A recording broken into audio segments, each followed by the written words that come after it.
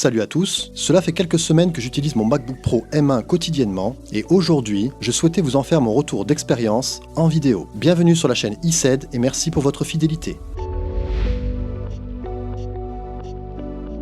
Avant de choisir ce Mac précisément, je ne vous cache pas que j'ai beaucoup hésité. De plus, on en a fait tellement d'éloges, que ce soit pour le R, le Pro ou encore le Mac Mini, les premiers modèles fonctionnant avec la puce Made in Apple, cela n'a pas rendu le choix facile. Mais j'ai finalement réussi à me décider et je vais vous expliquer pourquoi. Avant celui-ci, j'utilisais un iPad Pro 11 pouces, la version de 2020, qui a lui-même remplacé un MacBook Pro sous Intel, qui surchauffait trop. La décision de choisir un iPad Pro a été prise pour des raisons pratiques, mais je me suis senti vite limité, surtout pour faire du montage vidéo. Et avec la sortie des Mac M1, je m'y suis intéressé et songea fortement à remplacer mon iPad par un de ces modèles. Mais lequel? Je fis le choix au début de partir sur le Mac Mini, moins cher, même s'il fallait que je complète celui-ci par des accessoires supplémentaires. Mais je suis revenu sur ma décision en réalisant qu'un appareil mobile me conviendrait mieux en fait. Il fallait donc me décider entre le MacBook Air et le MacBook Pro. Et là, le choix allait être encore plus difficile, du fait de leurs grandes similitudes. Je ne vais pas vous rappeler leurs différences, beaucoup l'ont fait, mais ce qui m'a décidé, c'est une puissance constante et une autonomie supérieure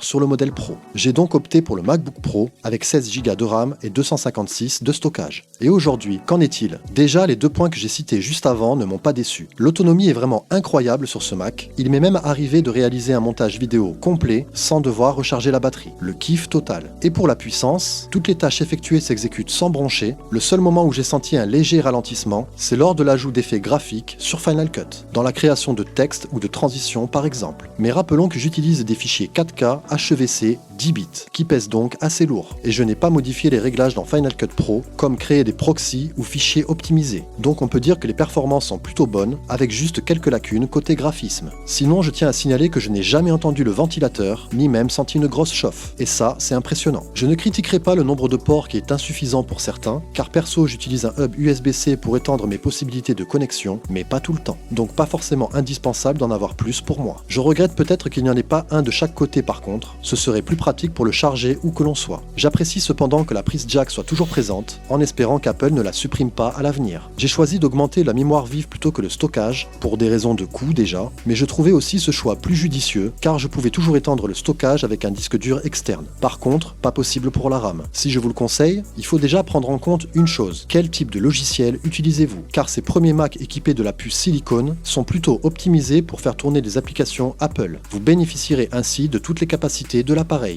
Par contre, si vous utilisez la suite Adobe par exemple, ou d'autres logiciels fonctionnant sous Intel, renseignez-vous vraiment si c'est un de ces Mac qu'il vous faut. Je le déconseillerais aussi à ceux qui travaillent dans le monde du graphisme, le fait qu'il n'y ait pas de carte graphique dédiée peut être un handicap. Et peut-être vaut-il le coup d'attendre les futurs modèles dans ce cas, avec plus de puissance et de meilleures capacités graphiques sûrement. Pour ma part, ce MacBook Pro M1 convient parfaitement à mes usages, que ce soit pour la bureautique, le divertissement ou les tâches plus poussées comme le montage photo ou vidéo. Il conviendra donc certainement à beaucoup. En espérant que cette vidéo vous a plu, n'hésitez pas à partager votre expérience vous aussi en commentaire ou à me poser vos questions si vous en avez. Je me ferai un plaisir de vous y répondre. Sur ce, je vous dis à très bientôt, à la prochaine, bye.